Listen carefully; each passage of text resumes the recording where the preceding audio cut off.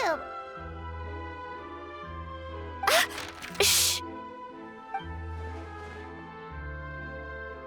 Get lost, Monica! I don't want to see you back here until you're ready to wake up and start doing things properly! Right now, you're a disgrace to my kitchen and to the Hotel de Boer name! It was an accident. I'm sorry, did you hear me asking for excuses? No, I'll do better, I promise. Why is she so aggressive? She won't even listen to what the poor girl has to say. Oh, hey, cut her some slack. You gotta at least hear her out. Wait! Huh? Who do you think you are telling me? Wait a sec. Navia? Huh. So, you're bringing backup now. Suit yourself! You're still wasting your time!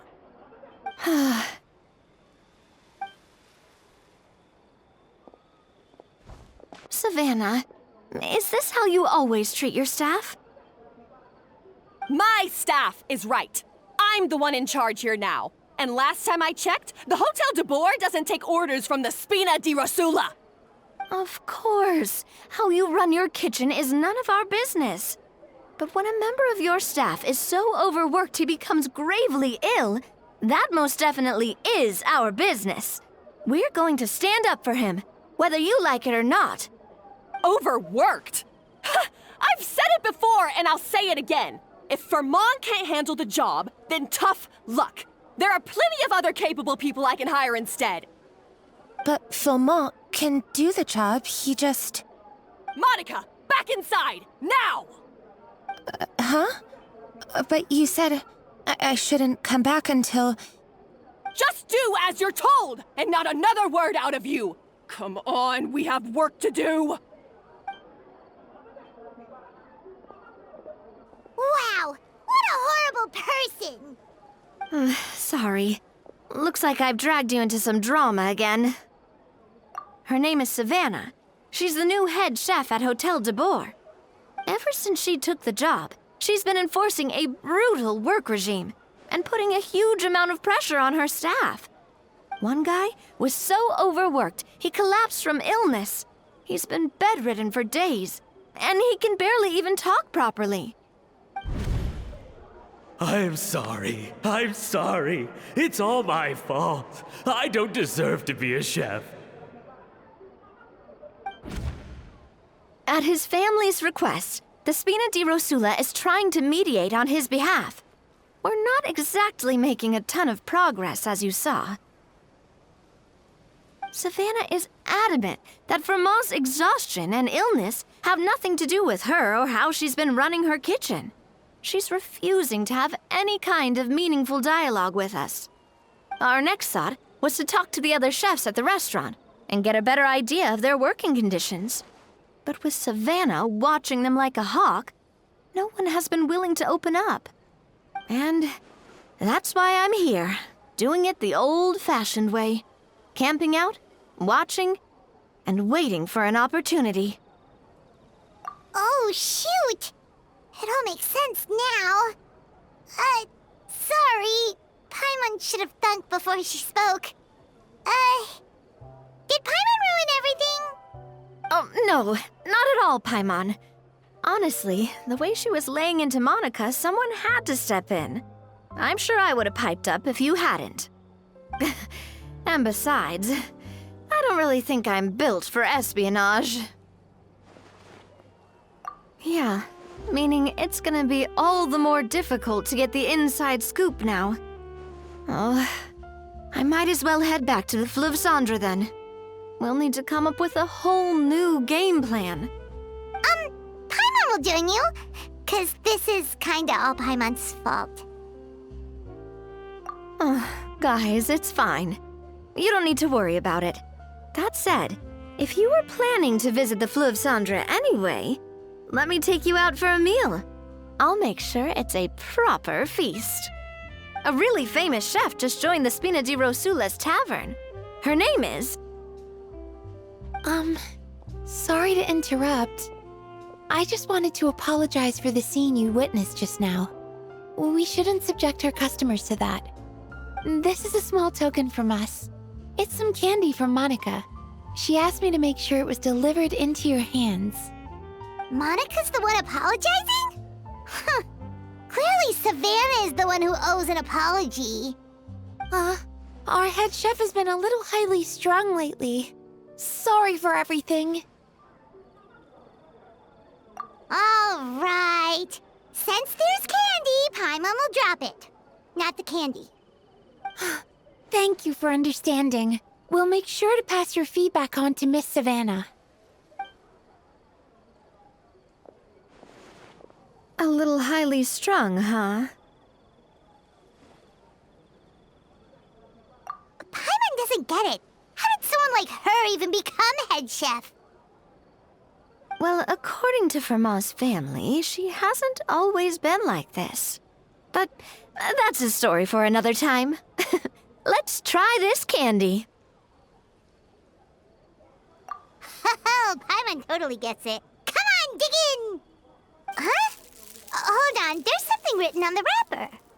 Find Escoffier?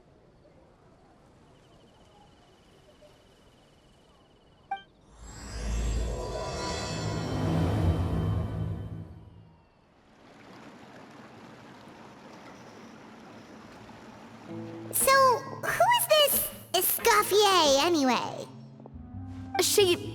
Well, for starters, she used to be the head chef at the Hotel de Boer, before Savanna. She recreated the legendary Gâteau de Boer and restored the restaurant back to its former glory. Safe to say, she's the most renowned head chef in the Hotel de Boer's history, after the culinary genius Modeste himself. Gâteau de Boer? That's the super exclusive cake that they only sell a few slices a day, right? Wow. Why the heck would she let Savanna take her place? Well, apparently, the Hotel de Boer was reported for a safety incident. Someone claims that the kitchen was adding an illegal substance to their menu. But none of the chefs had any idea how it could have gotten into the food. In the end, Escoffier decided that as head chef, she should take responsibility. And she was sent to the Fortress of Meripede. The Fortress of Meripede? Well, you're right. The quantity of the substance they found was fairly minimal. Even the guards believed the whole thing was probably just an accident. Escoffier didn't have to stay in the fortress for long, but still, by the time she returned, the role of head chef had already passed to Savanna. So that's what happened. Paimon still thinks it's really unfair. Even though Escoffier is no longer head chef at the hotel, she's still well respected by the staff. So, I'm guessing what Monica wants is for us to convince Escoffier to try and negotiate with Savanna on the staff's behalf. Oh, Paimon gets it! Monica wants Escoffier to come back and kick Savanna out. It's simple. If the new head chef is stressing everyone out, then the solution is just get the old one back. Well, about that. You thought cream of mushroom soup was ready to serve after 3.5 minutes on the stove. You'd have had more sense serving hot water with ice cubes. At least then you wouldn't have wasted all this perfectly good cream and mushroom. What do you say, Hilaire? I'm sorry, Cream. I'm sorry, Mushroom. As you can see, Escoffier is that kind of chef as well. You have to leave it on the heat for long enough to allow those flavors the chance to come out. Don't be fooled by the aroma when the water first starts to boil. Got it? Yes, Chef. Then go back and do it again. The customers are still waiting. Remember where you went wrong and don't repeat the same mistake twice. Yes, Chef.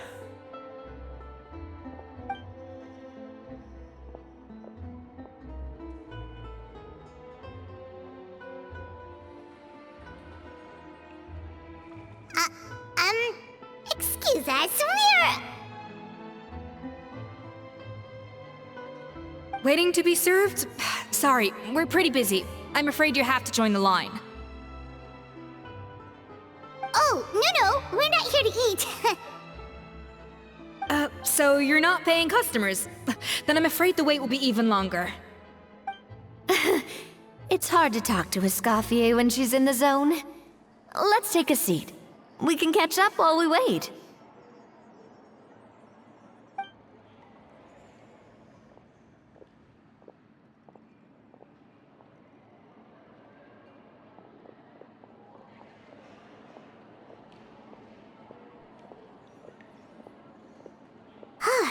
Looks like the rush hour is finally over. Is it always this busy here? These days, yes. I'd say business has tripled since Escoffier joined as temporary head chef.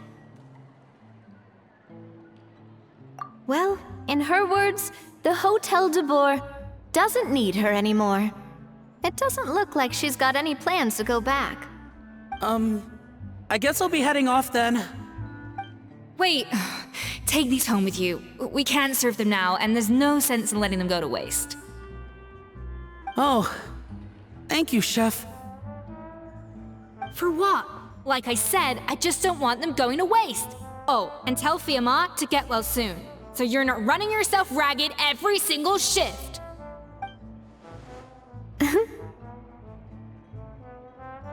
Fiamma.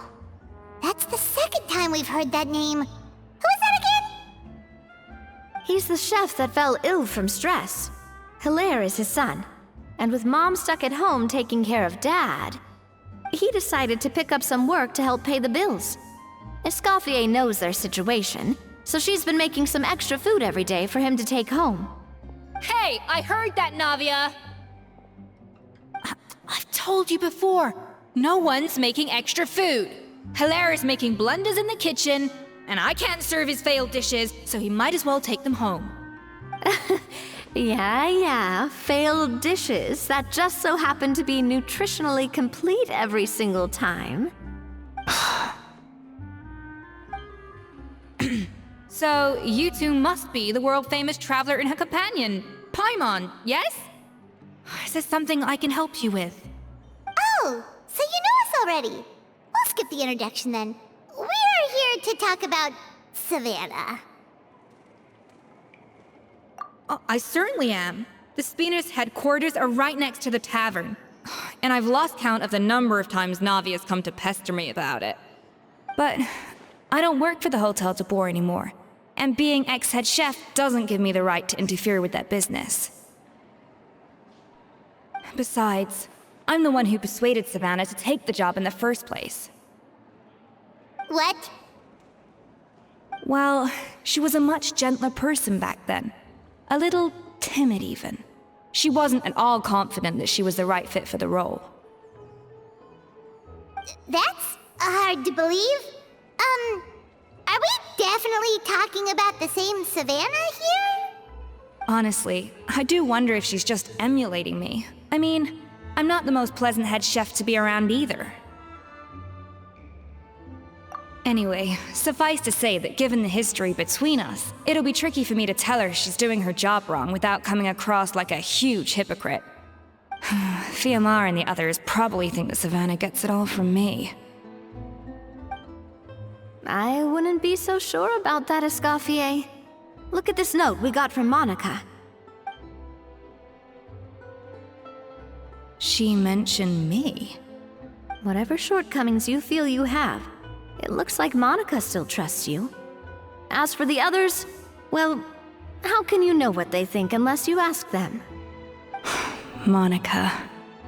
Plus, it's not like we're asking you to storm in there and raise hell. We're only in the initial phase of our investigation. All we're trying to do is get the other chefs to open up to us. Oh, Monica. Oh, Monica! Escoffier? I can't believe her! Powdered sugar is supposed to be applied sparingly. Look at all that on the wrapper. It's thicker than the sole of my shoe. Unbelievable! I won't stand for this. She has to learn. Come on, we're going. Wait, so now she's,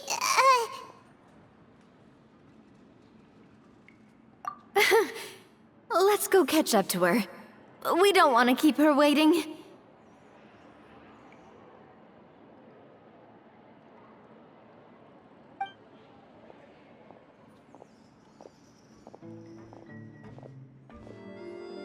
I'm sorry, I'm so sorry. I messed up your order. Oh, I wouldn't go that far. Maybe the taste is a little off, but if you hadn't brought it up, I don't think I would have noticed. But, please, you have to forgive me or Chef is gonna... Okay, I know. I'll kneel before you. What the heck? Get up, Monica! Can't you see that you're just making your customer feel more awkward? Escoffier? If you want forgiveness, then do what any self-respecting chef would do. Make the dish again. And this time, get it right. You cannot go begging your customers to feel sorry for you.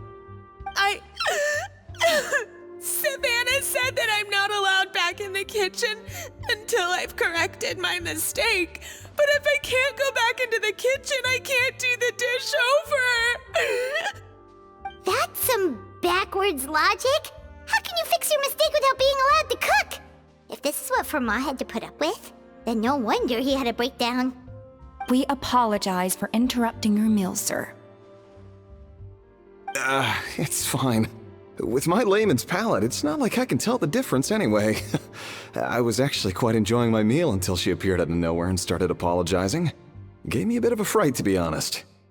Oh, well, it's because Chef Savanna tasted a bit of the leftover soup from my pot and then threw me out of the kitchen. Gosh, that's pretty strict. Has she always been that way? I don't recall things being like this when Escoffier was head chef here. I gotta say, you're all looking a little worse for wear these days. I mean, Escoffier was strict too, but I think the difference is that her criticism was more constructive, so you knew what you did wrong and how to improve, and we all knew that it came from a good place. Chef Escoffier was hard on us because she truly wanted us to reach her level. But these days, whenever we make a mistake, we just get told to wake up, get your head in the game, or just do it again. And it's only gotten worse since word got out that Chef Escoffier had started working again in the Fleuve Cendre. Monica, you don't need to call me chef. I'm not the boss here anymore. Yeah, but through no fault of your own, what happened back then, that wasn't on you, and all of us know that. That banquet was a huge event, and so many staff were involved every step of the way. With so many moving parts, there's no way of knowing how that lumiline ended up in the food we served. Lumiline? What's that? A new drug from the Fontaine Research Institute, produced from an extract of the lumitoile. Apparently it sharpens the senses, so they used it to treat people with impaired responses to stimuli. Oh, yeah, I've heard about that. They found out you can use it as a flavor enhancer since it stimulates the taste buds. Makes things pretty addictive. They also found that overuse can have mood-altering effects, and even lead to nerve damage. So it quickly ended up on the guards' list of controlled substances. Unfortunately, however, some food products containing the additive had already made it to the market by the time the guards banned it from the restaurant industry. Everyone knows that in all likelihood, someone probably just purchased a batch of contaminated ingredients by mistake. But you took all the blame. We all know why. You just didn't want to see this turn into a place where tensions are constantly running high, because everyone's suspicious of each other all the time. And now look at you, a fry chef in the Fleuve Cendre. What are you trying to say? Sure, the Spina's Tavern is no Hotel de Boer, but come on, it's not that bad, is it? Oh, the Fleuve Cendre, you say? Great. That's where I'm dining from now on. Monica, I'm very happy with my current job. And there's no changing the past. We just have to let bygones be bygones. Besides, at the end of the day, I was the head chef, regardless of whose mistake it was. Ultimately, the responsibility lay with me. if only Savanna was half the boss you were. I'm sorry? Do you have a problem with my conduct as head chef? No. No, Chef. So, you do remember who's boss? Escoffier? I thought you'd left this place for good. What are you doing back here? What happened to you, Savanna? Why are you acting like this? When I turned this place over to you, You made me the head chef and gave up your right to tell me how to do my job. You're not the boss here anymore, so stop acting like you own the place. Whoa. Sounds like someone has a chip on her shoulder. Oh, Savanna!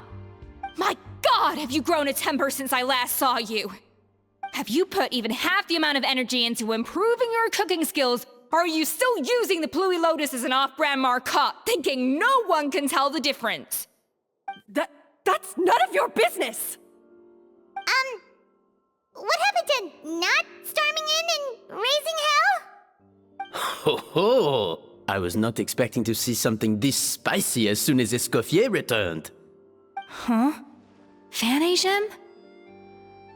Aye, miladies. Might I make a humble suggestion? Given that we have ourselves a tête-à-tête between chefs at the Hôtel de Bord, I dare say it would be de rigueur to settle this the traditional way. The traditional way? That can only mean one thing. That's right! I'm talking, of course, about the tradition established by Modeste himself. The cooking contest! According to legend, the founders of Hôtel de Bord, Modeste and Savelli, used this method to resolve all of their disputes. Everything from petty arguments over next week's menu to disagreements over the strategic direction of the restaurant. The cooking contest would decide who had the final say. Huh. Sounds like they had a lot of free time on their hands. Ah, well, it might sound that way to us. But in fact, the cooking contest played an enormous role in motivating chefs to hone their skills, reaching new heights of excellence in the culinary arts. And indeed, the reintroduction of this institution in recent years has surely been instrumental in transforming the Hôtel de Bord into the top-ranking restaurant in Fontaine. Reintroduction? Someone brought it back? Who? What say you, Escoffier? Surely you of all people won't back down from this challenge. It was you who put the rule in place, after all. Sure, I reinstated it, but I'm not a chef at Hôtel de Bord anymore. Isn't this bending the rules a little?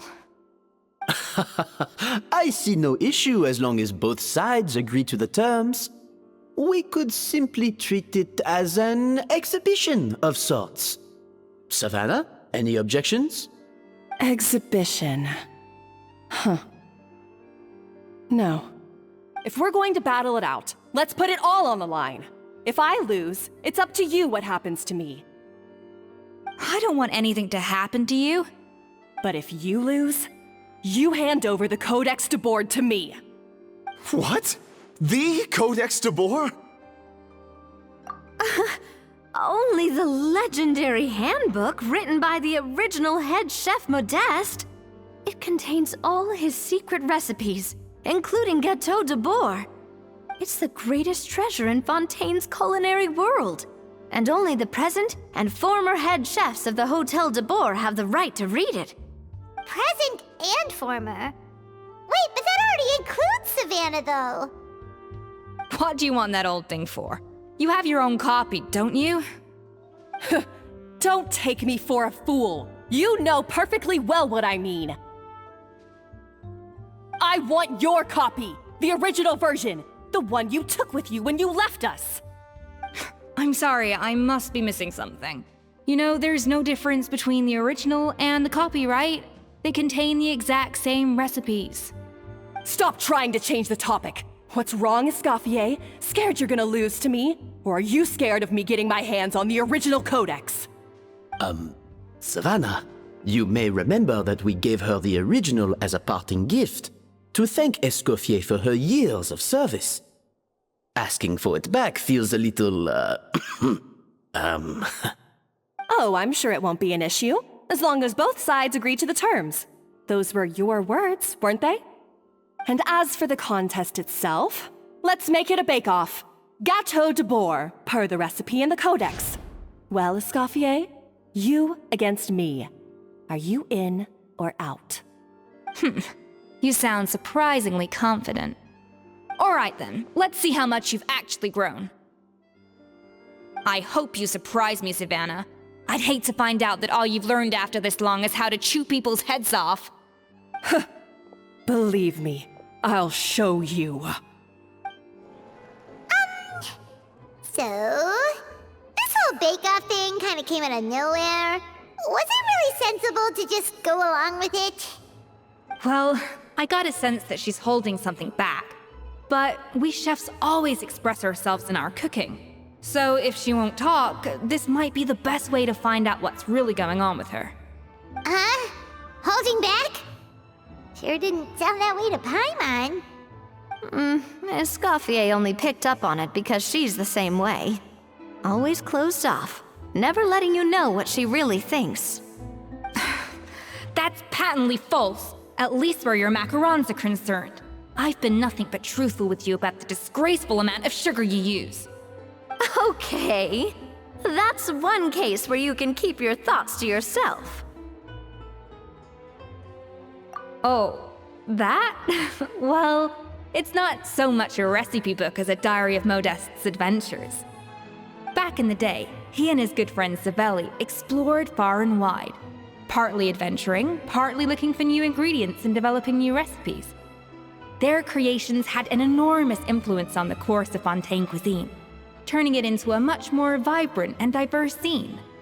For instance, legend has it that the original Gâteau de boar was made using a special secret ingredient that Modeste discovered on one of his adventures. So rare was the ingredient that they could never make more than 16 slices of the cake per day. But everyone who tried it claimed that it was one of the most blissful and invigorating things they had ever tasted. Modeste and Savelli went on to found the original Hôtel de Bois, which catapulted them to stardom in Fontaine's culinary world. Especially Modeste. He was hailed as a once-in-a-generation genius, and over time, the recipes from his adventure log became known as the Codex de Bois. Ah, Paimon's heard this kind of story before. Armed with the Codex, the Hôtel de Bois took its rightful place as the finest restaurant in the land, serving those recipes for centuries to come. Something like that? What? No, of course not. Cooking is a constantly evolving art form. How could any restaurant survive if they only served food that was popular last century? Anyway, never mind centuries. Savelli and Modeste parted ways not even 10 years after their rise to fame. Then, Modeste passed away while he was still in his prime. And that was it. The end of the Hôtel de Bois' heyday. It fell into decline, and for most of its history, it was just a nondescript place with a couple of cheap tables. It's only in recent decades that it started recovering. Even then, it still took numerous relocations and changes of management before we finally ended up with Vanigem and the restaurant we have today. Oh! So the Codex really isn't all that, then. Paimon figured it was like one of those mystical books they have in Liyue's martial arts novels, where the main character learns all their secret powers from. Yes, well, that's fiction, and this is reality. You can't meet the tastes of modern diners by following some ancient recipes from a dusty old book. Case in point. Even the Gâteau de Bois they sell now is actually Escoffier's reimagination. Wait, really? Why though? Didn't that recipe make it into the Codex? It did, but like I said, it's the dusty old book now, and the records aren't as legible as they once were. Not to mention that there's no way of finding the secret ingredient Modeste wrote about. So, reimagination is right. I consulted some historical records and took what I could from the Codex. But ultimately, the Gâteau de Bois of today is my own recipe. As for why we gave it the same name and kept the tradition of only selling 16 slices a day, well, You've got Vanishem's business sense to thank for that. Oh. Huh. Well, that kind of takes all the mystique out of it. Hey now, it might not be the original Gâteau de Bourg, but it's still the most delicious cake in Fontaine today. And who knows, maybe Escoffier's version is more suited to your palate. Just think, if the original truly was the perfect cake you're imagining it to be, there's no way the recipe would have been lost to history, right? Not to mention that the Hôtel de Bourg never would have fallen into a slump. Anyway, before I left my role as head chef, I made a copy of all the recipes from the codex, including my own improved versions, and turned them over to Savanna. So why is she so interested in the original copy? Could it be a symbolic thing? Like, whoever holds the original Codex de Bourg is the true head chef? Well, it was clearly precious enough to give to Escoffier as a parting gift.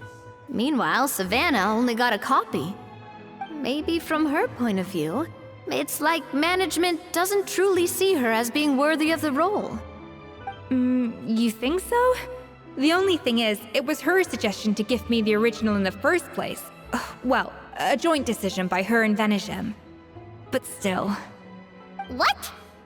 Huh. Guess she's had a major change of heart since she became head chef. Yeesh. Who knows? We could speculate forever. Better to just let our Gâteau do the talking. It means besting her in this bake-off, and then getting her to explain herself, even if I have to beat it out of her with a spatula. However much she's changed since we worked together, I believe that she still has her chef's pride. And if she respects the art, she'll respect the outcome of our contest. Well, I'm confident that you and your spatula can get justice for Froment. All you need to do now is win the contest. But that should be a breeze for you. Let's not get too ahead of ourselves. Gâteau de Bourg is very complicated to make. Usually, it takes 3 chefs working in tandem to cover everything. Now, if I had to push it, I could probably do the work of 3 chefs myself. But I'd prefer to play it safe if I can find a couple of assistants in time. Well, that's easy. The 3 of us are veterans in the kitchen. You just need to pick 2 of us. Well, I have heard the Traveler is an accomplished cook, as well as a warrior. But be warned, I will hold you to exceptionally high standards. Think you're up to the task? Oh, count me in too. I've spent weeks perfecting my macarons after your scathing review. Even if it means competing against the Traveler, so be it. I'll show you what I'm made of. Confident. I like it. Alright, let's start with some elementary mise en place. Show me your knife skills. Looks like you found that easier than I expected. Yeah, thankfully it was pretty straightforward in the end. You made it sound like we'd be carving statues out of fruits or something. Well, brace yourself, because the next step is anything but straightforward. I'll be using this cold press to extract flavor compounds from the ingredients. A kind of special food processor I got the Fontaine Research Institute to make for me. It uses cold temperature extraction to isolate the essence of cooking ingredients, which can then be used to flavor dishes more precisely. But this isn't exactly standard kitchen equipment, so that probably didn't make a whole lot of sense. Let me give you a demonstration instead. And done! These are the flavor compounds extracted from our ingredients. I processed all the fruit you chopped up earlier. Wow! Even the smell is so much more concentrated. What next? Do we add all this stuff in? Absolutely not! Throwing everything in at once will ruin the balance of flavors. We have to go slowly and carefully to calibrate the exact flavor we want. I'll demonstrate again. Now, watch closely. And voila! Now it's your turn.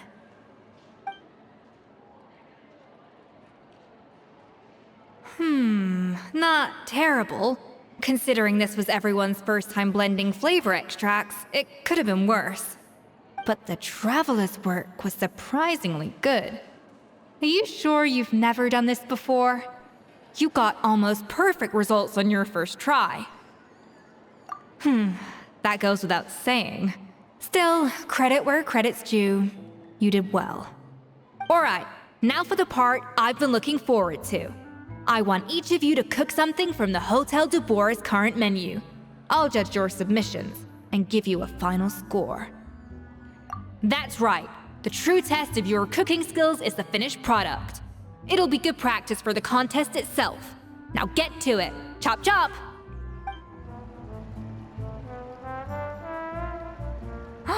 Look at that! With the grace of a snow-winged goose, as I like to say. Now, let the grating commence.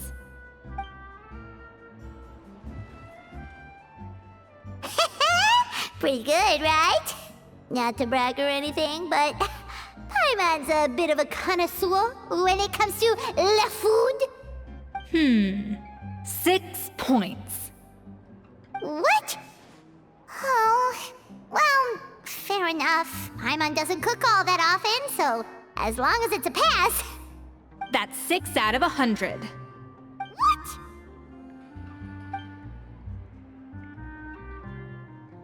You say you're a connoisseur, but it's quite clear from this dish that you have far more experience consuming food than creating it. By that logic, I suppose you think listening to Lady Farina on repeat every day would make you an opera singer. Aww. Me next! I'll have you know that this batch of macarons has 2 whole tablespoons less sugar than my previous ones. So you went from 12 tablespoons to 10? Well, it's nice to know you actually measured it out. Because it tastes like you just threw in whatever was left in the jar. 6 points. Aw. Now to the final dish. So, what do you think? This is our last hope. 8 points. Darn, that's barely higher than what we got. Not exactly. The color is spot on. Beautiful aroma. Excellent presentation. I have to give this one 8 points out of 10. Maybe even 9 points. Huh? How did you pull that off? Don't get me wrong. There's room for improvement. But still, this is clearly the work of an accomplished chef. I can tell that you've put many hours of work into honing your skills in the kitchen. I can really taste the grace of the snow-winged goose in this dish. The traveler's journey, with all its trials, tribulations, and setbacks. Not to mention the frustrations of having a picky eater for a partner. Hey, you made that last part up! No way did you taste that! Well, it looks like I lost fair and square. I guess you'll be taking the Traveler as one of your assistants then? But if it takes 3 chefs, that still leaves 1 slot remaining. Maybe Paimon and Navia should keep practicing and see how it goes? Chef Escoffier! Oh, it's Hilaire! What brings you here? I heard the news about the cooking contest. You're doing Gâteau de Bois, right? I was just wondering if you needed any help. And you think you're up to the task, do you? Oh, no, I know I'm not there yet. It's actually my dad who wanted to help. Firma, last I heard, you could barely get out of bed. Chef Escoffier, Navia, Traveler, thank you all so much for everything you're doing for me and my family. I've had enough of sitting around at home while you run yourselves ragged. If you let me, I'd like to help you win this cooking contest. Yeah, I was gonna say the same thing. Don't you worry. I'll be fine. I'm feeling much better now. I'm sorry. I know I've been rather useless these past few days, but not anymore. The fact is, I'm a fine chef, despite recent events. I've proven myself in the Hotel de Boer kitchen, so if anyone's qualified to work under Chef Escoffier, it's me. I think. I mean, I hope so. Firma, have you even set foot in a kitchen since leaving Hotel de Boer? I have not, but I'm fully rested now. I know I can handle it. I'll prove it. Let me whip something up for you right now.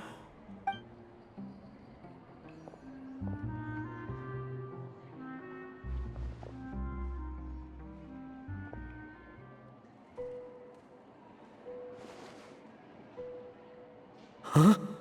That's strange. Why are my hands shaking? What do you call this, Firma? I can't seem to grip my knife. Do it again! Again! Again! I... Hopeless. Get out of my kitchen yesterday.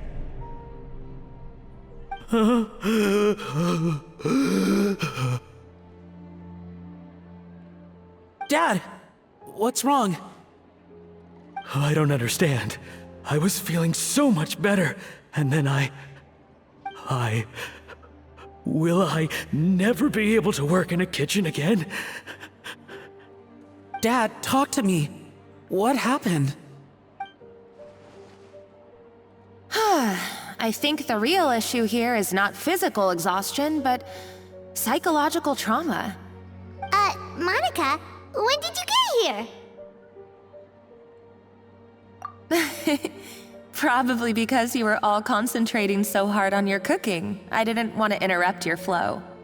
But anyway, Firma, I'm so sorry. If only I'd known how serious your situation was, I would have stood up for you sooner. You have nothing to apologize for, Monica. During those long nights of redoing every order, you were the only person who looked out for me. Oh, come on. All I did was make you some tea. I doubt it was much help. Savanna was so ruthless toward you. I probably should have brought you something stronger. She sounds like the worst. All right, another Savanna horror story. Let's hear it. She's been getting harsher and harsher on us ever since she heard about Escoffier's new role in the Fleuve Cendre. Seems like no matter what we make, she'll find something wrong with it. What is this? It looks like a dog's been at it. In the trash now! Then she orders us to redo the dish again and again, but we never know what's going to make her happy. Do it again, do it again, do it again! Every time you remake it, you just get another earful from her. Either straighten yourself out, or get out of my kitchen! So now, it seems like just picking up a kitchen utensil gives me flashbacks of her yelling at me. Oh man, that must be awful. The more I want to get it perfect, the more my hands shake, and the more scared I am of making another mistake. How can you give up so easily, Firma? You weren't a quitter when you were working for me. And even under Savanna, you talk about working late into the night trying to perfect your dishes. That says to me that you still hadn't lost that determination to prove yourself. What changed? I don't know what's come over me. When I think back, I just remember feeling like my heart and my hands were growing heavier and heavier as the shift went on. Each time I had to redo a dish, my heart sank a little further. Maybe Savanna was right. Maybe I am just hopeless at this. Dad. I see. Well, it sounds like there are some deep issues at work here. Ones that won't be resolved by merely seeking compensation. I will win this contest, and after that, I encourage you to approach Savanna and talk this out. But what if you can't find another assistant in time? Clearly, I'm in no state to help out. You think being one person short will ruin my chances? Let's not forget, I taught you and her everything you know. even if I had to go it alone, I would present the perfect gâteau. Oh, well, Paimon and Nadia will still keep practicing, just in case. And so will I. Yeah! And if worse comes to worse, we can always get the Spina di Rosula to put out an emergency call for chefs. There's gotta be someone out there, right? Actually, I thought maybe I could help. That's sort of why I'm here. What? Why didn't you say so? I was going to, but then... well, this is the first chance I got. You do this for us? Thank you so much, Monica. All right, fine by me. But aren't you still working for Savanna? Joining the other side seems like a guaranteed way to put your future employment in jeopardy. I know, but it's all right. I've made up my mind. With the way things are, I can't keep working for Savanna much longer anyway. Unless I want to become the next Fermat. I'm done with sucking it up. It's time to try and turn things around. If this cooking contest can get Savanna to see the error of her ways, then I'm sure she'll forgive me for this. Well, Paimon didn't think we'd be poaching from Savannah's staff to get our third person, but there you go. Anyway, Monica's a professional chef, so nothing could possibly go wrong now. Great! Then it's settled. And to congratulate you all on making the team, I propose a Spina-sponsored meal to celebrate. Spina sponsored? Wait, you mean I'm cooking? Well, I promised the Traveler a feast in the Fleuve Cendre. And I know how much you've been looking forward to it. Yeah! Feast, feast, feast! All right, if you insist, then prepare for some of the finest food of your lives.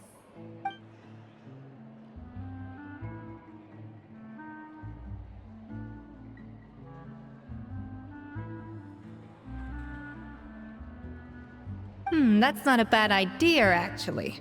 Wait, hold on. You need to finesse that further.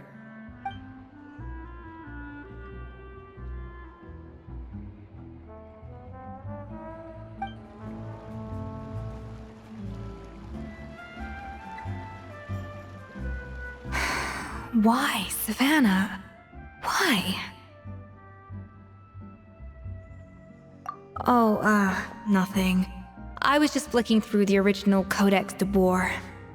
I wanted to see if there was anything I'm missing. Something I hadn't noticed before. That might explain why Savanna's so desperate to get her hands on it. But I can't find anything. It's just some hastily scribbled recipes in between diary entries from Modeste's adventuring phase. And most of it's not even legible anymore. The copy I gave her not only has all the recipes in full, but even includes my own private tips and notes from years of experience. Surely that's infinitely more useful than this old thing. Yeah, maybe. Still, it's just hard for me to imagine that the Savanna I knew would go to all this effort just to make a point. We were. At least I always thought we were. She was a little shy, but meticulous with everything and everyone she dealt with. She made a few mistakes here and there, but she was quick to correct them whenever they were pointed out. And she was always striving to improve as a chef. Those qualities are why I recommended her to replace me as head chef. I never imagined for 1 second that she'd cause Fermat and the other staff so much grief.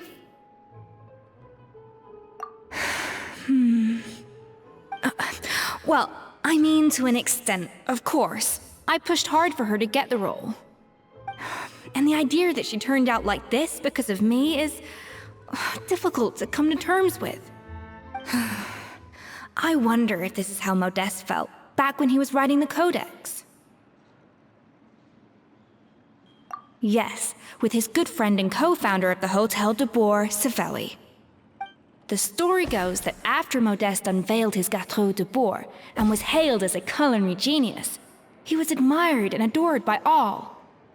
But His newfound fame slowly drove him and Savelli apart.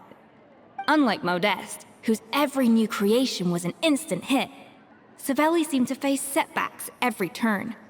Doors that would swing wide open for Modeste would shut in Savelli's face. And with Modeste being whisked off to all manner of functions by his celebrity friends, he had less and less time to discuss the culinary arts with Savelli. People started gossiping about Savelli, and their relationship between the two gradually soured. Everything came to an abrupt end when Modeste, still in the prime of his life and still hailed as a genius, suddenly died from an acute illness. And that was it. They neither had a decisive split nor got the chance to properly reconcile. Their story just came to an end. One rumor had it that Savelli actually killed Modeste out of jealousy, even as the latter was hoping to make amends. Unlikely. It's a popular theory, but there's no real basis for it. At least there are no records of Savelli ever being convicted of a crime. Still, beyond a point, there's no way of knowing what truly happened in the past. All we can do is try to make sure the present doesn't quite go as badly. And that's why I have to win this contest tomorrow. Then get the truth about everything that's been going on, even if it means cracking her open like a nut. You're right about that. Just follow my lead and victory will be ours. Mesdames et messieurs, welcome one and all to the Hôtel de Bord and to this most exciting of cooking contests. Savanna, I've brought the original copy of the codex you asked for. Monica? Huh. In the interests of fairness, this contest will be conducted in a double-blind format.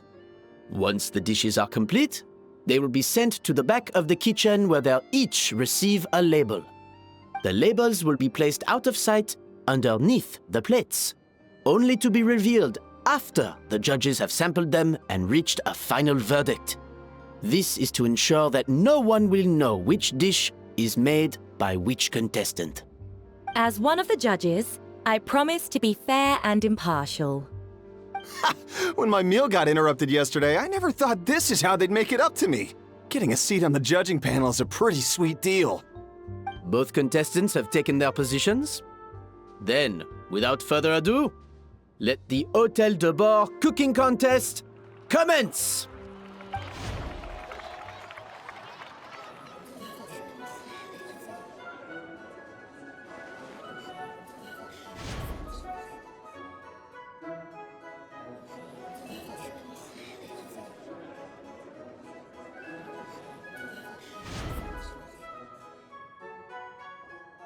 Time's up!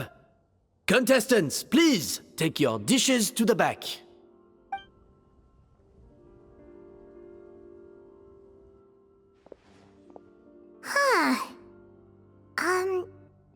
That guy was right.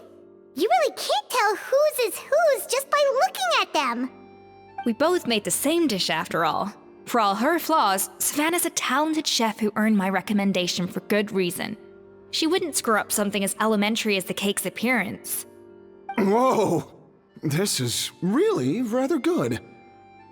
Wonderfully soft and fluffy. Beautifully sweet. This is a masterclass in how to make gâteau de bord. I would give this one at least 9.9 out of 10! Only because there's something about the flavor of the base. It's just a little different from the recipe I'm used to.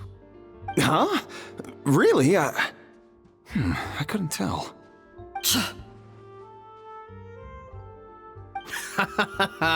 All right, on to gâteau number 2. I haven't had a single bite and already this aroma is a delight to the senses. I have a feeling that this gâteau will be a gâteau for the ages. How exciting! I'm gonna dig in.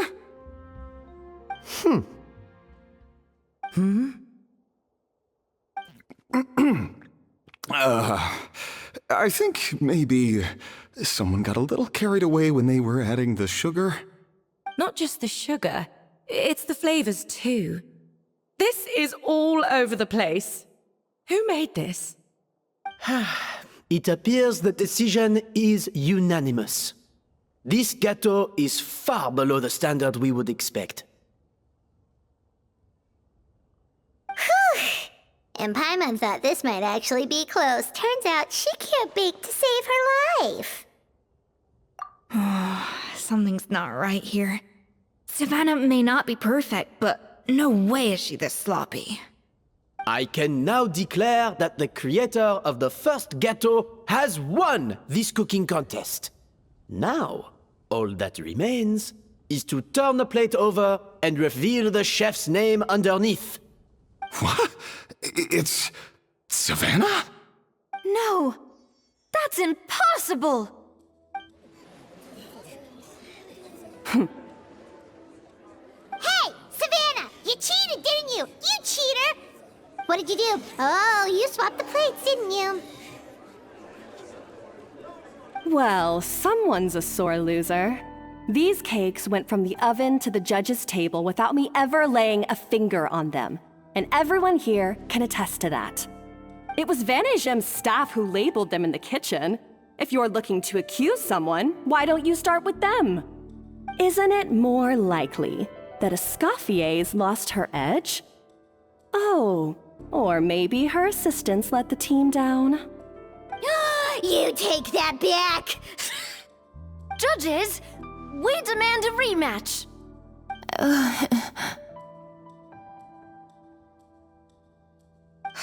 That's enough! What's done is done. As head chef, or rather as team lead, I take responsibility for the dish I served. Whatever went wrong and however it happened, I should have spotted it. Savanna, I didn't think you'd stoop this low just to beat me in a bake-off. What happened to your chef's pride? I don't know what you're talking about. If you want the codex to bore that much, you can have it. Escoffier, no! But you must promise me that you'll apologize to Firma and compensate him for everything you put him through. It's a little late to be negotiating terms. The contest is over and I won. That means you owe me the codex, and I owe you nothing.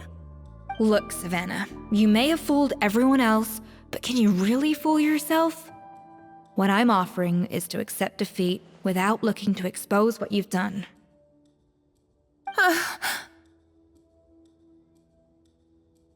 But only on the condition that you promise to stop putting so much pressure on your staff.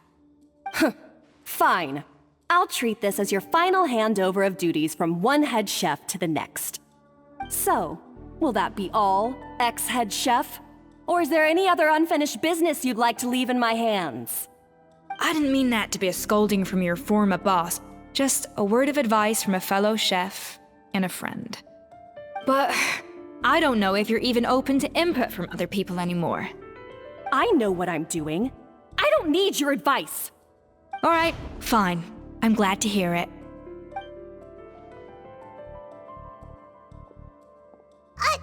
Escoffier! The Codex de Boer! Finally. Now, at long last, I will succeed. Escoffier? How could you let her get away with this? Yeah! The Codex is a souvenir of your time here!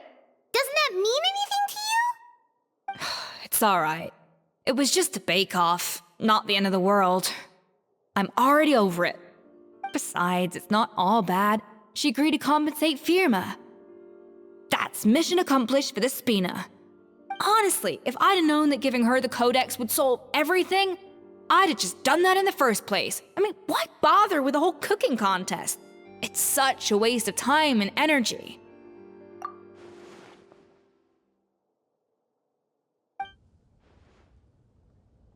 No.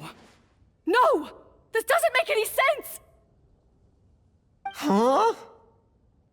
That's it? No secrets, no nothing? I don't believe it! This can't be happening. Chef Savanna! Savanna?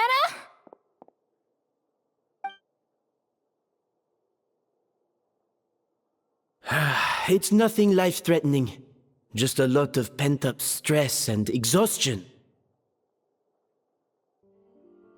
Oh, I knew it. Pent-up stress? The truth is, however hard she might be on the rest of us, the person she puts the most pressure on is herself. Yes, there are nights when she makes us redo things over and over into the wee hours. But for her, it's every night.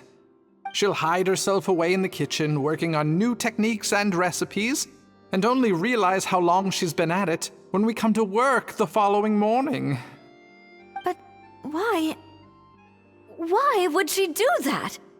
Our best guess is, she doesn't want to be seen as less of a chef than Escoffier.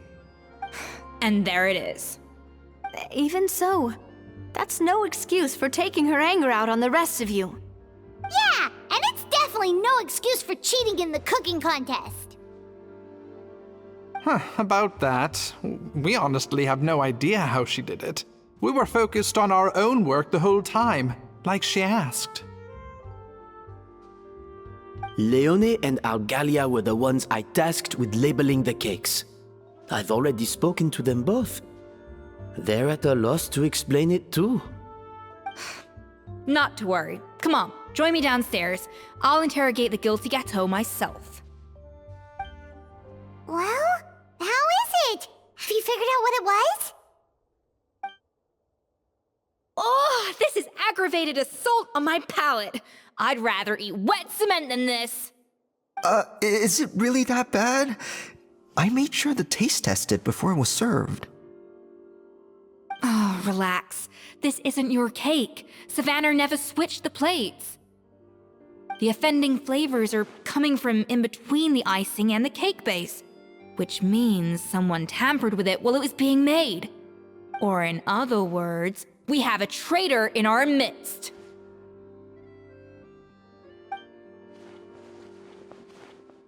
I'm sorry. I was forced into it. It was Chef Savanna. She said if I didn't cooperate, she would... Calm down, Monica. I've already accepted defeat. And if I wanted retribution, I would have brought this up when the results were announced. Whatever's going on with you, just spill the beans. There's no need to hide it.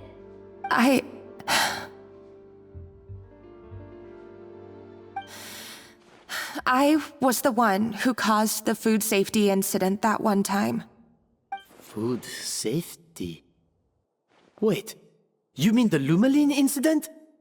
So you procured the contaminated ingredients? I think so. Savanna and I were on procurement that day. I didn't check everything as well as I should have, and so I let contaminated ingredients make it into the kitchen. But I swear I didn't do it on purpose. I had no idea there was an issue with them, and I didn't know it would end up with Escoffier going to jail. But the last thing I expected was for Savanna to use it as leverage to blackmail me with... This is crazy! So Savanna pressured you into sabotaging Escoffier's cake by threatening to expose your secret if you didn't? I know, it's terrible. I'm so sorry. I was so scared.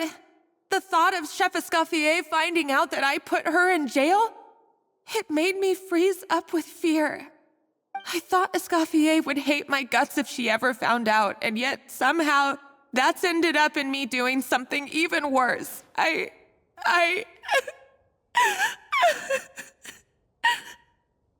Seriously? All this fuss over a little slip-up? Huh? Firstly, it's not like I got a life sentence. I did my stint at the fortress, and now I'm out.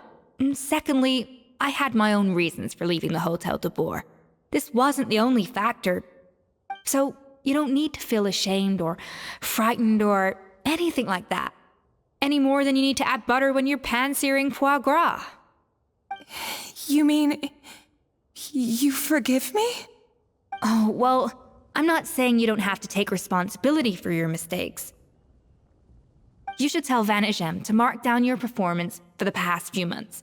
Then do some digging and find out exactly where those contaminated ingredients came from. Sure, you've made mistakes, but now's the time to fix them. Understood? Understood.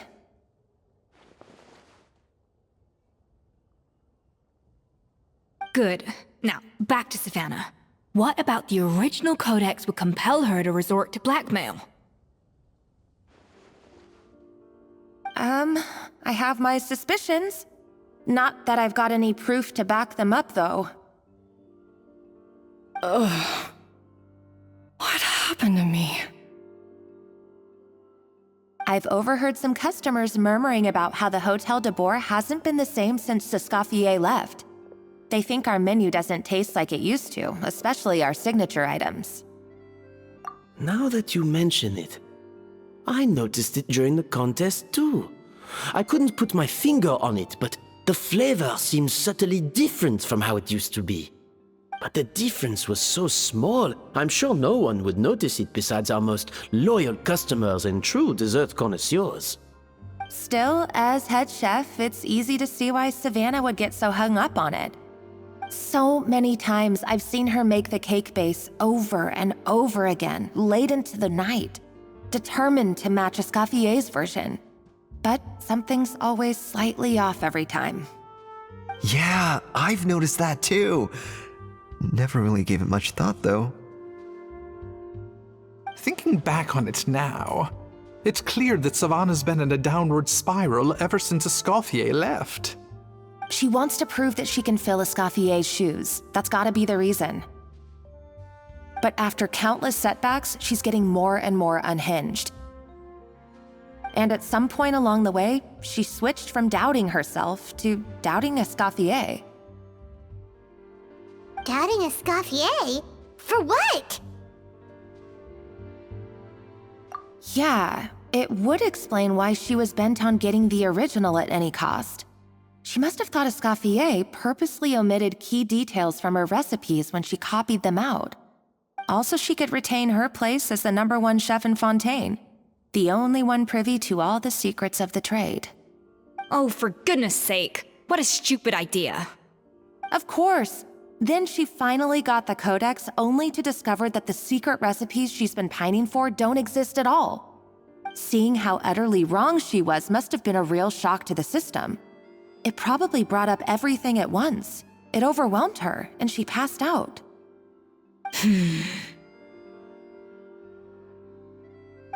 still one thing that doesn't make sense, though. If Savanna had the real recipe all along, how come it tasted different? She might not be on the same level as Escoffier, but surely after like 50 attempts, she'd get it right one of those times. You'd think so, but geniuses like Escoffier are in a league of their own.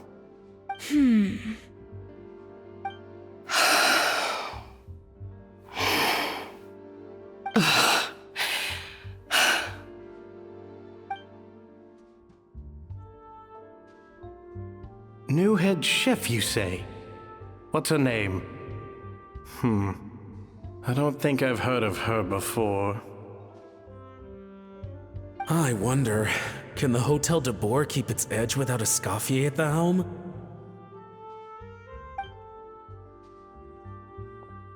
This tastes different from last time. Is it undercooked or something?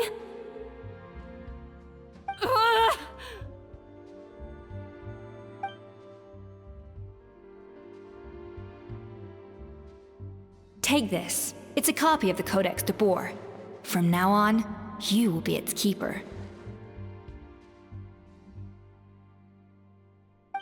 Don't listen to the doubters. If I say you can do it, then you can do it. Even if you don't believe in yourself, at least believe in me.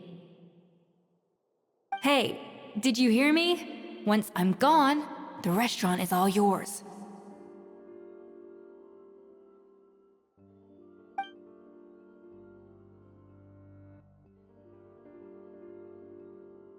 All this time, I've been blaming other people, but maybe I'm the problem. I sincerely apologize for putting everyone out. Savanna's awake now, but I don't think she's ready to speak to anyone yet. Let's give her the day to calm down. I'm sure you'll have the chance to talk everything out tomorrow. In that case, I'll go and update for Ma and his family. I wonder what he'll make of all this. So, we'll come back tomorrow then. That was a long day. I think I've earned myself a sweet treat when I get back home. Oh, nice! Macarons? Or are you gonna switch it up this time?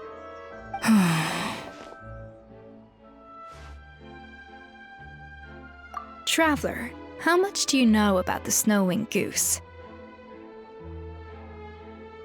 Every year, they migrate long distances in search of a suitable home. There's always one goose at the front whose job is to lead the flock. Fontaine poets often use the image of that goose to explore the ideas about leadership and genius. They usually imagine someone who's a cut above the rest, a model of perfection. But what those poets don't know is that during a migration, the lead goose is always changing.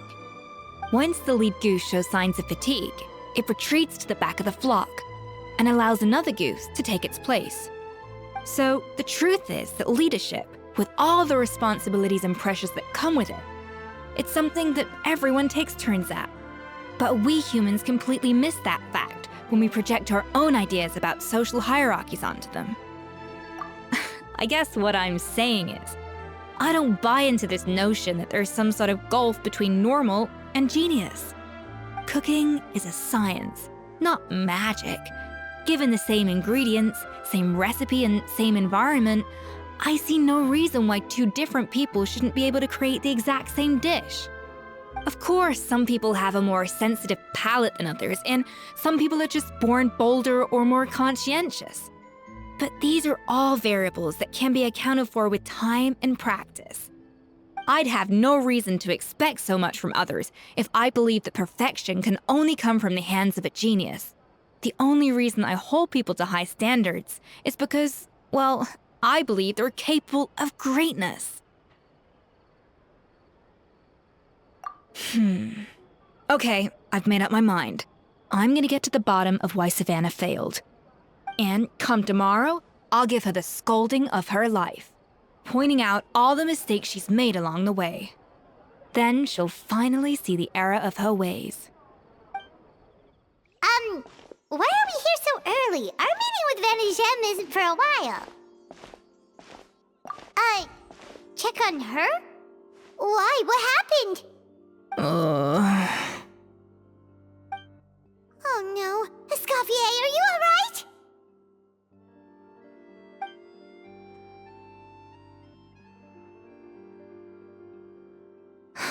I'm fine. Just need to get some more coffee in me. Huh? What happened to my coffee? Did I really drink it all? Alright. Thanks. I appreciate it. Strong, bitter coffee beans, transformed through expert brewing and balanced perfectly with rich, creamy steamed milk. Wonderful. I feel much better now. Thank you so much, Traveler and Paimon. Glad to hear it, but make sure to catch up in your sleep when you get the chance. I think I figured out where the problem lies. Honestly, it's ridiculous. I don't know whether to laugh or cry. Wait, what investigation? What are you guys talking about? I'll save it for when everyone else gets here. It's so stupidly small, I can't believe it's caused so much drama. Yes, except my failures were stepping stones to success. Escoffier! Have you seen Savanna? No, not since yesterday. Why? What's wrong? After seeing her home yesterday, we were all a little concerned about how she was doing. So, I dropped by her place early this morning to check on her, only to find an empty house with the doors wide open. I left Alphonse and the others to keep watch at her home while I checked the Hôtel de Bord. I'm worried something bad might have happened. If she's not here, then where could she be? Boss, Escoffier, bad news. Alphonse? You're supposed to be keeping watch at Savanna's house. We were, but then, just after you left, we found this stuff in her house. Oh, looks like a map with a bunch of random places circled. What does it mean? Wait a second. This feels familiar. I'm sure these places are all connected somehow. Of course, from the codex. They're all places that Modeste explored on his adventures. Yeah, but I don't understand. The adventure logs in the codex are too fragmented to be of any use. How come this map shows all the missing details? The Codex de Bord? Then, this place marked in red out at sea. Could that be the fabled birthplace of Gâteau de Bord? Seriously? So now she set her sights on finding the original recipe and beating Escoffier that way? Gee, Savanna. Anything to overcome a gâteau plateau, huh? Ugh, idiot. Does she have a death wish? Those ruins are thousands of years old. Hold on, there's more. Besides the map, we also found these letters.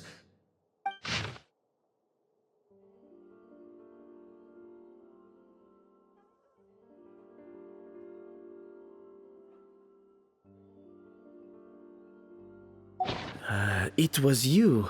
You let the Lumaline through, didn't you? It sounds like a threat letter. Does this mean that Savanna was responsible for the safety incident? And not Monica after all?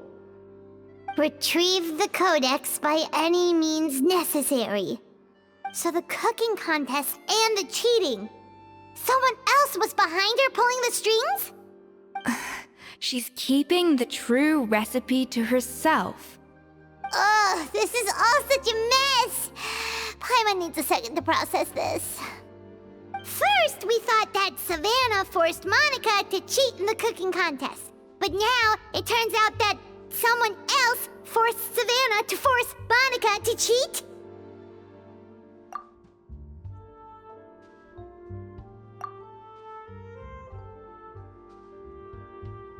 You're finally here. Of course. I should have put two and two together as soon as I read your threat letter. The food safety incident, the demand for a cooking contest, the instruction to blackmail Monica, even the suggestion that Escoffier was keeping secrets from me. It was all part of your grand plan, wasn't it, Monica?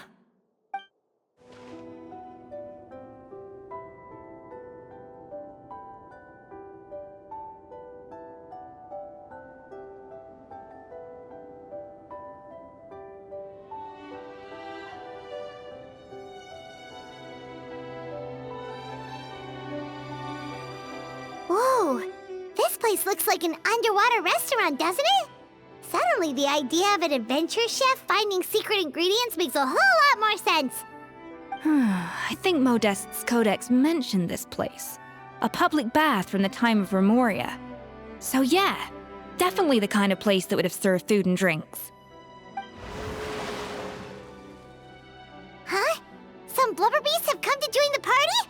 How did they get here?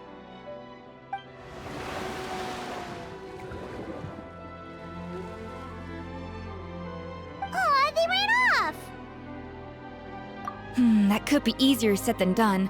Something's blocking the entrance. Well, did Modeste mention it in his adventure logs by any chance? They must have gotten through somehow. Good point. Yes, that's right. It's coming back to me now. We prepared a banquet for our shy little guests, and as the food flowed away on the current, they broke into a joyous chorus, and the path opened to us. We have to feed the blubber beasts?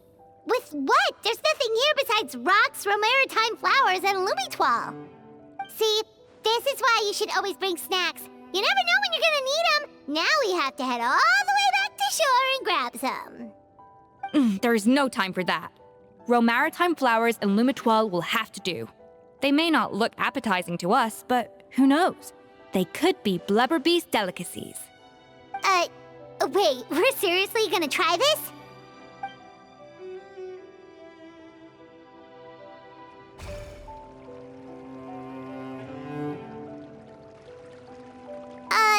Blubber beasts or not, are we sure this stuff is edible?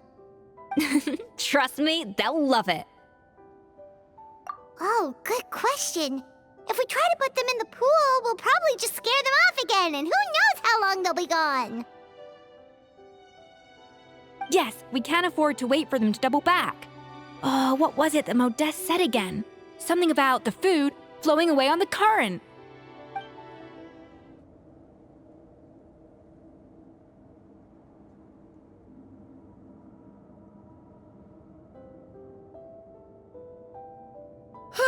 Hey, give me your water. Here. I said... Sure.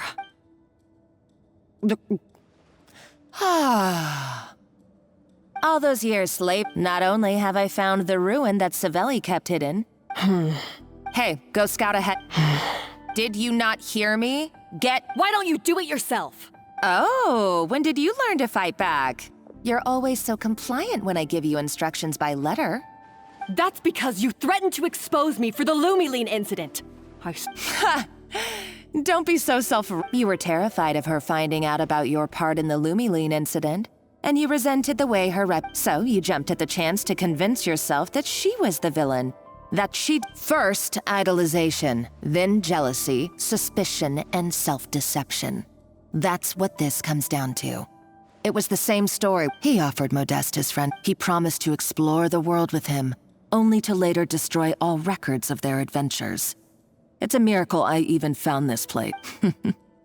So you see, I am no Savelli, nor will... Oh, put a lip... You didn't show any remorse when she left. You're right. Ooh. I somehow... What? Ever since I learned the truth, I've been biding my time, waiting for this moment. You've played me like a fiddle for so long, and now this is payback! But you drank it too. It's what we both deserve. This is the price we must pay for betraying Escoffier. You'll die here with me, Monica! You.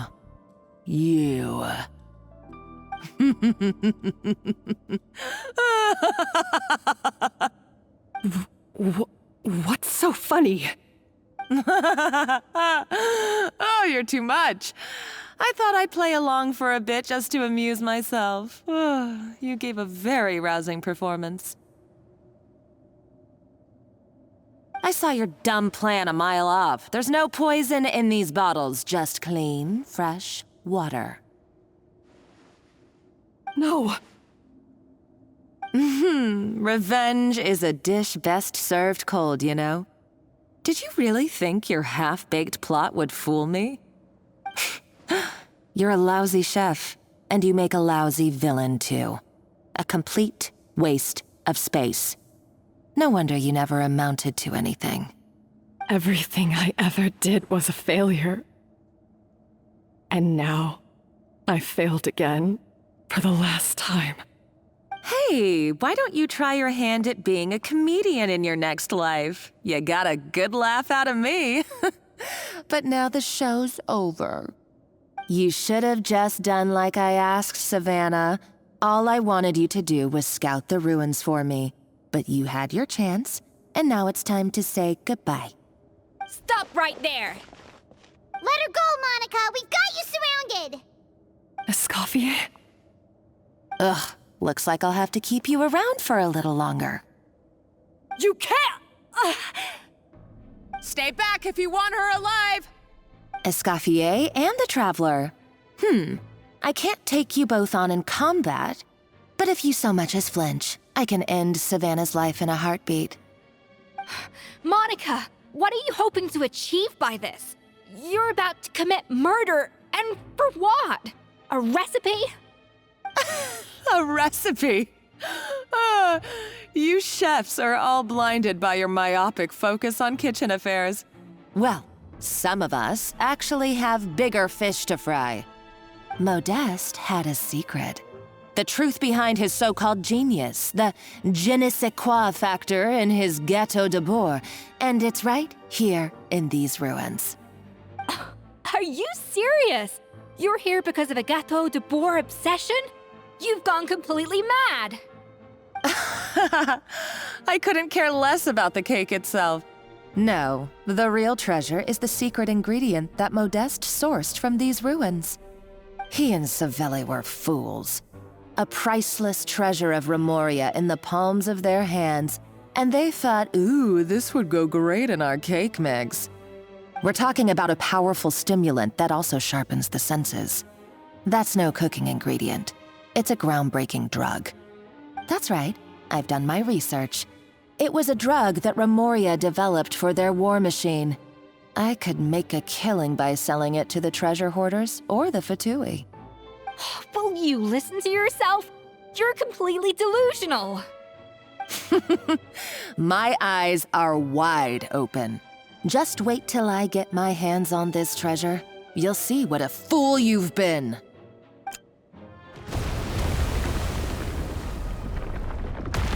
Wait, what's that sound? Just when I thought she couldn't get any crazier. She's lucky the whole place didn't collapse. Uh-oh, Savannah's gone too! Monica must have taken her. Oh, what a coward. She's only taken her hostage because she knows that she's no match for you. That's true. Even if she finds the treasure, she'll need Savannah alive if she wants to get out of here in one piece. Oh, well, our path's been blocked, so let's look for another route.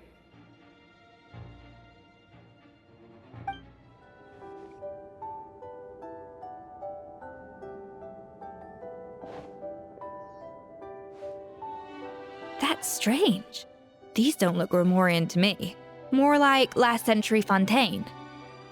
Adventurers from last century Fontaine, huh? Oh, Modeste and Savelli, do you think they camped here? By the looks of it, this was a one-person camp. They adventured together, but maybe one of them came back alone at a later date. Huh, you really think so? Trust our adventurers' instincts. We're pros at this stuff, just like you're a pro in the kitchen. Okay, well, the Traveler has more adventuring experience overall, but Paimon's definitely a pro rummager from all those treasure chests. Darn it! Paimon was just about to show off her rummaging skills! Huh, no kidding. Are all adventurers so obsessed with journaling? I mean, I guess I take a lot of notes when I'm cooking as well, but I thought that was just me. Anyway, let's find out who was here. It's been years since I've last visited these ruins. It's exactly the way I remember it. This place probably hasn't changed in millennia. Sadly, up above, on dry land, everything has changed.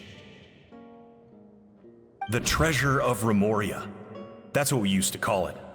Modeste was right about its potential. It turned Gâteau de Bourg into a national sensation. Our limited stock of the substance meant that the gâteau could only be produced on a small scale, but this only drove up the popularity all the more. Modeste was right about that too.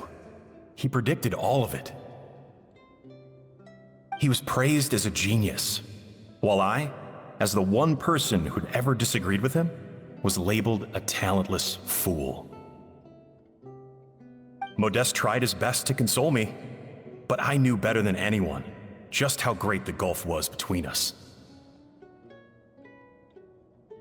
Our conversations grew scarce, and we saw less and less of each other. I didn't fight it.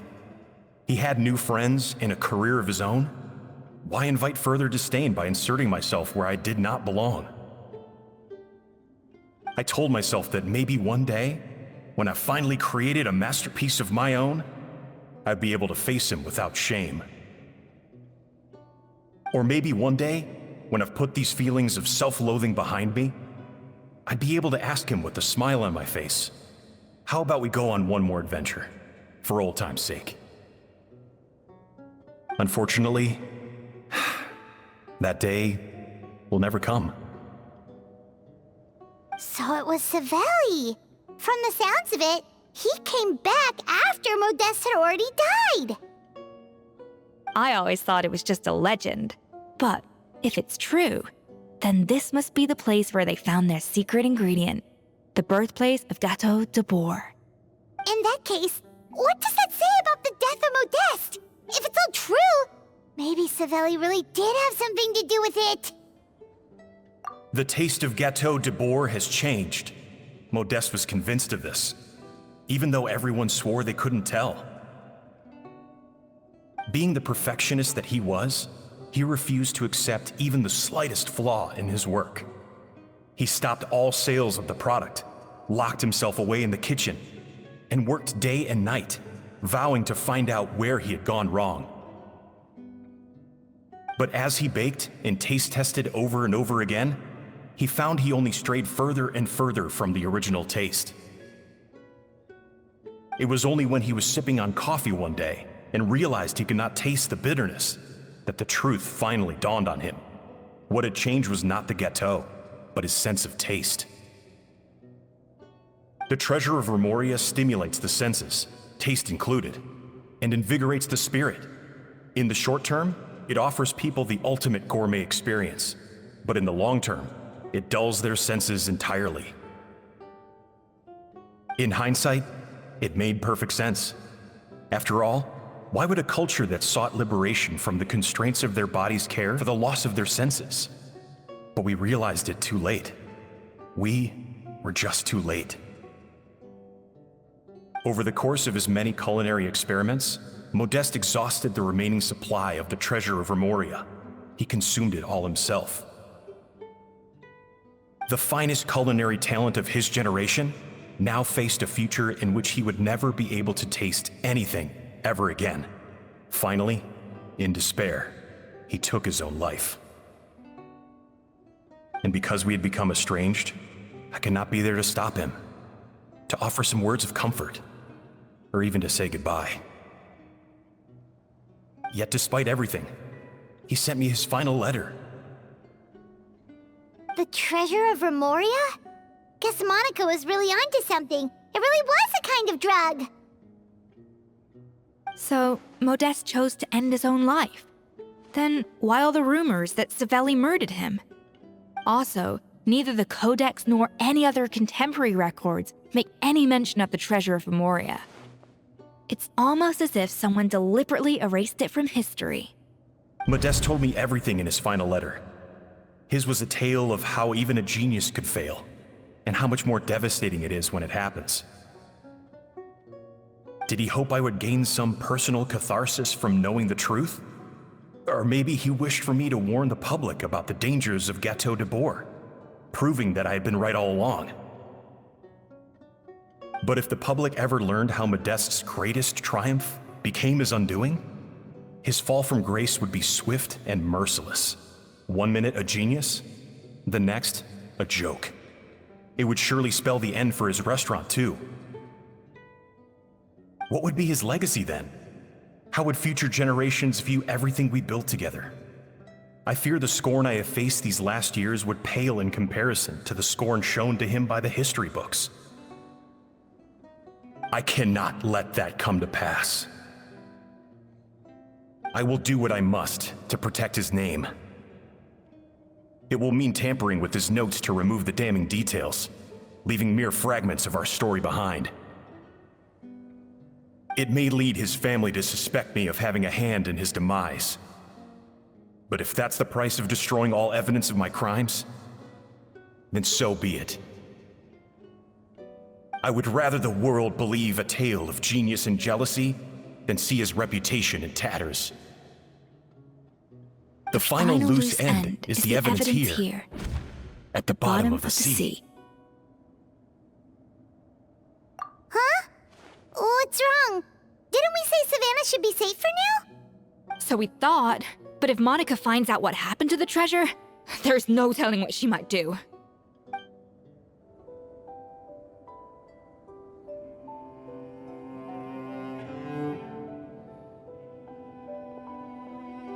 The treasure of Remoria. I have found you at last. Savelli, you tried your best to bury the truth, but you underestimated the children of Modeste. Some fragments of his diary escaped your clutches, and we have held on to them for generations. But I have to thank you too, Savanna. Without your help retrieving the codex, and with it the last piece of the puzzle, I may never have found this place. But now, finally, the secret to Remoria's military might is within my grasp. The treasure of Remoria is mine! Oh. It's empty. It's empty? Monica? Oh, we were seconds too late. Escoffier? What's the deal with that jar? Oh, Savelli's final act! He wanted to conceal the secret of the treasure forevermore and make sure it would never harm anyone again. So he came here after his friend's death and destroyed every last shred that remained. This can't be happening. All the years I spent piecing together the truth. All my painstaking planning. All that for an empty jar? Monica, don't do anything stupid. This ruin is more dangerous than you realize. Oh, shut your pie hole! Praise be to Lord Remus.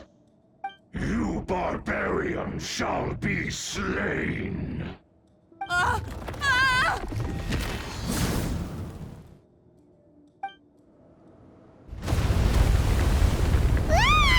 Why is this place still shaking? Either way, it's all her fault. Enough chit-chat. Let's get out of here, Traveler Escoffier, come on! Okay, I'm coming. Huh? Oh, no you don't. If I can't get what I want, neither will any of you. I've got nothing to show for my life's work so far. But if I can take another so-called genius down with me in my final moment, then it was all worth it. You're a psycho!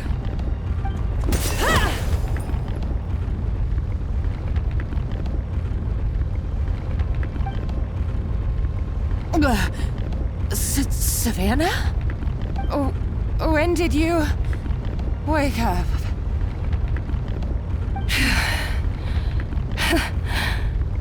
I may be a lousy chef, but it looks like I'm not a complete waste of space. Traveler? Okay, let's go!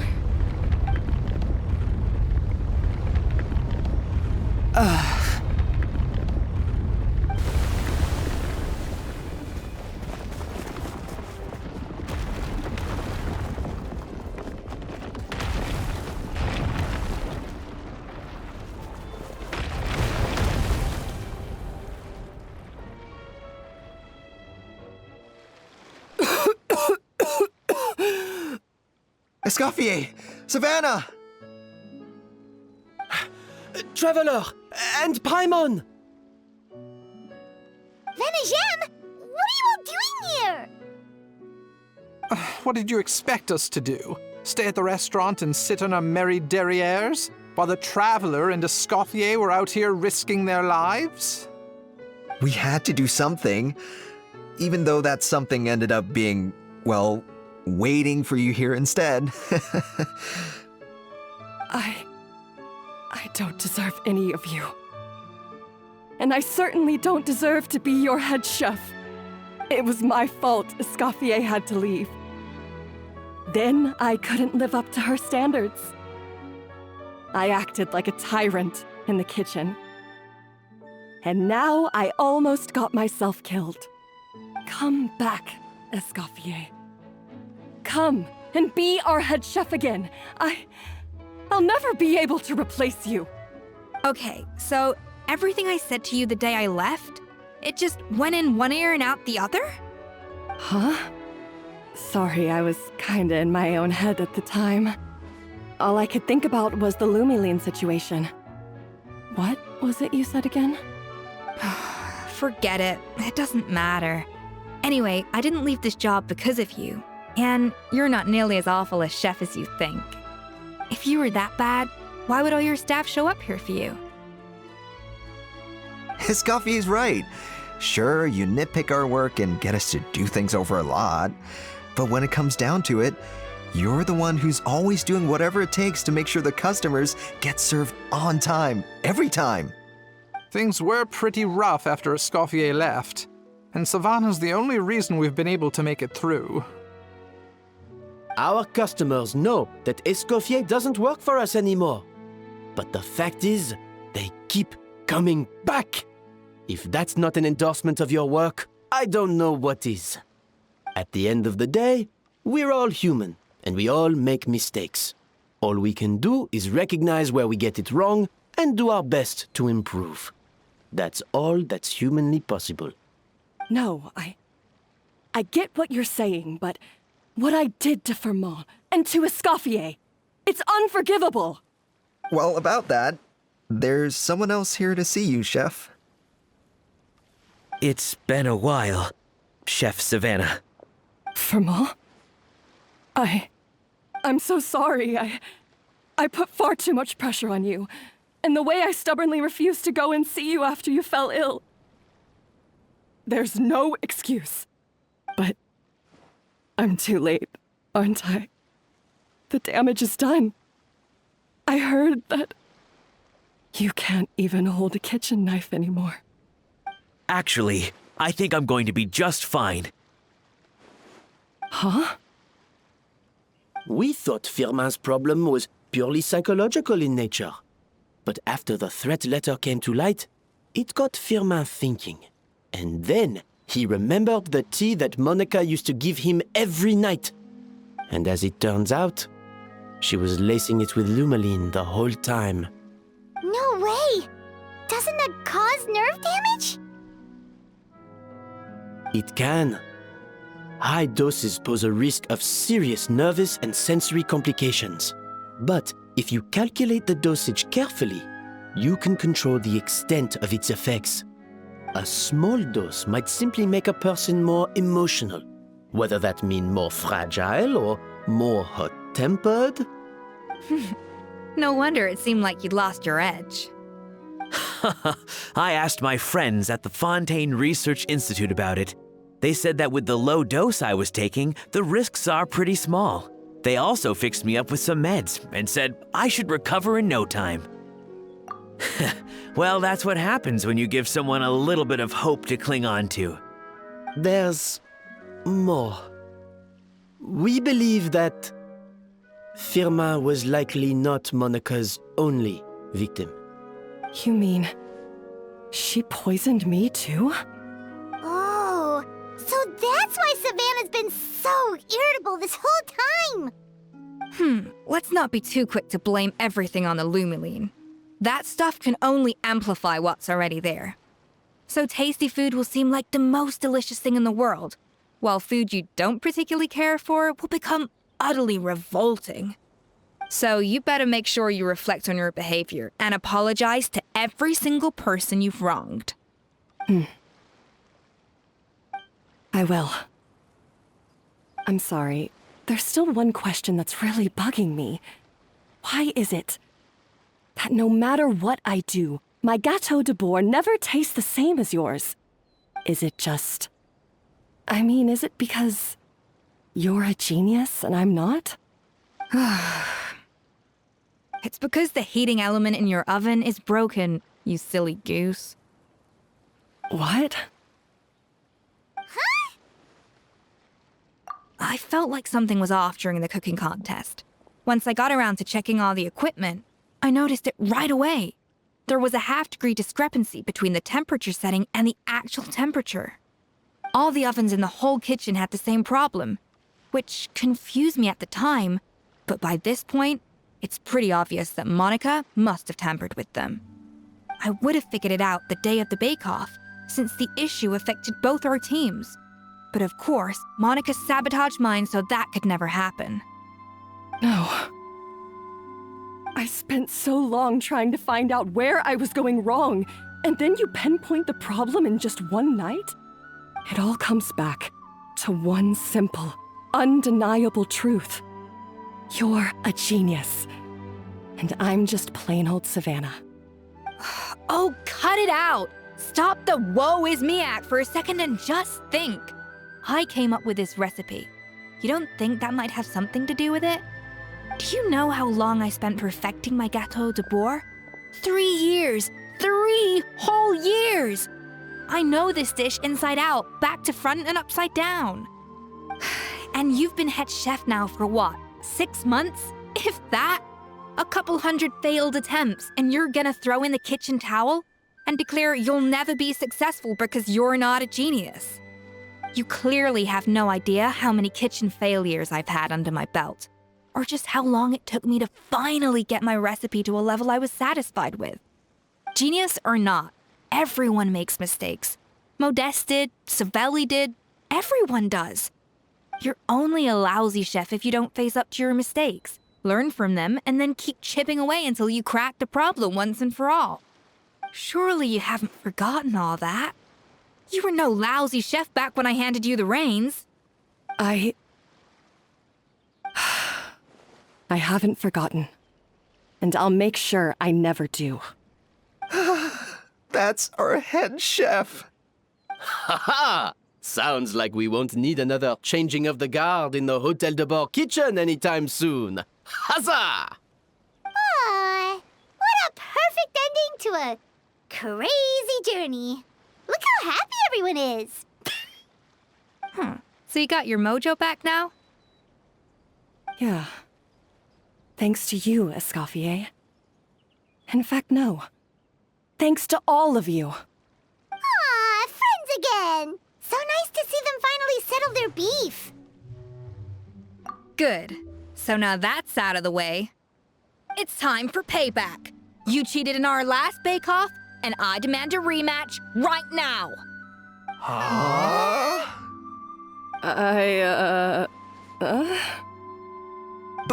But that was mostly Monica's fault, wasn't it? Right. And also, does it have to be right now? Savanna's only just got her mojo back, and you barely escaped from a death trap. No excuses. This is a cooking contest between 2 top chefs, and nothing will stand in its way. So grab your spatula and get ready, because this rematch is happening today, right now, this instant. Hey, so, this whole time you were salty about losing? The second cooking contest commences now! This time, no more games, and no holding back!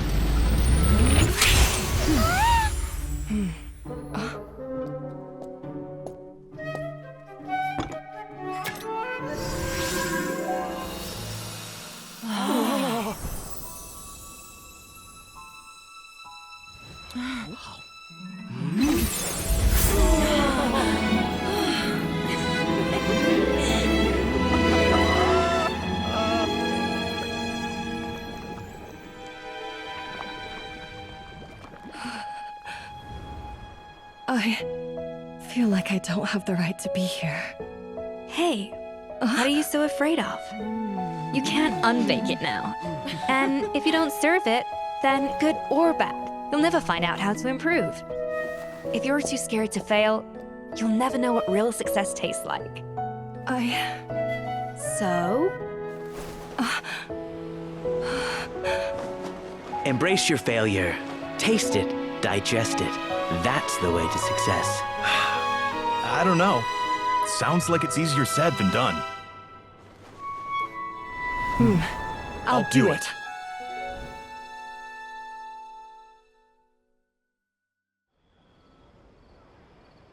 The results are in! A landslide victory for Escoffier! Quite rightly, too. Piece of cake.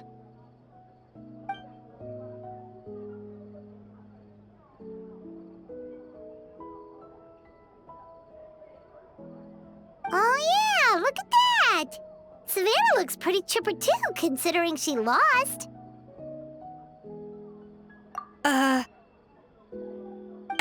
Now, where were we?